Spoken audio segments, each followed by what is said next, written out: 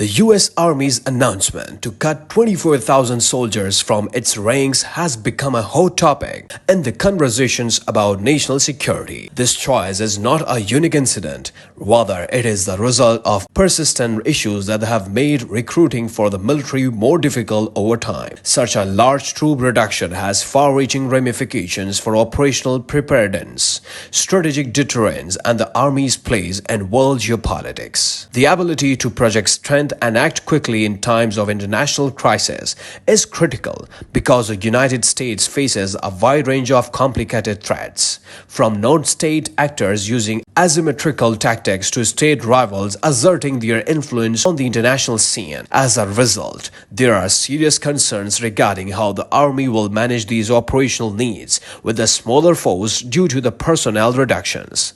Furthermore, this action represents a turning point in how the military and American society interact, reflecting broader changes in how people view duty, patriotism, and the attraction of military employment in the face of shifting socio-economic environments. The Army's recruitment problems have broad and deep roots that are entwined with broader cultural changes and economic realities. Recruitment attempts are greatly hampered by the temptation of higher education and the promise of lucrative civilian professions free from the dangers of military service. The digital revolution has also changed the scene with the younger generations, saying that they would rather work in developing IT companies than follow traditional career pathways. The broad shift in public perceptions of military service brought about by 2 decades of combat and the widespread presence of social media, which provides instantaneous and frequently unfiltered insight into the realities of military life, exacerbate these tendencies. There are several strategic ramifications to the 24,000 Army personnel reduction. Tactically speaking, the cutback might result in shortage in vital skill sets, especially in specialization requiring in-depth education and experience. This could require redistributing resources or depending more on National Guard and reservist troops, which could affect the force's overall flexibility and preparedness. Operationally, the Army might have to re-evaluate its commitment around the world, giving certain activities more priority than others and possibly reducing its footprint in some areas. The United States' capacity to influence world stability and assess strengths may be impacted by the recalibration, which might give adversaries more confidence. The US Army needs a multi-dimensional plan that takes into account both short-term objectives and long-term objectives in order to go forward in the face of significant personnel cutbacks and recruiting difficulties. New approaches to recruiting, such focused advertising campaigns,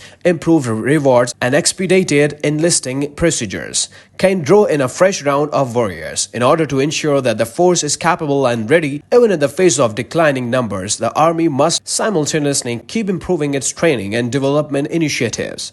This will help service personnel become more adept at handling the complexity of contemporary combat. The Army's reaction to these issues presents a chance for a more comprehensive reevaluation of the military's role in American society. Going beyond tactical and strategic changes, future decisions taken by the US Army now will determine its direction for years to come as it maneuvers that through this crucial moment.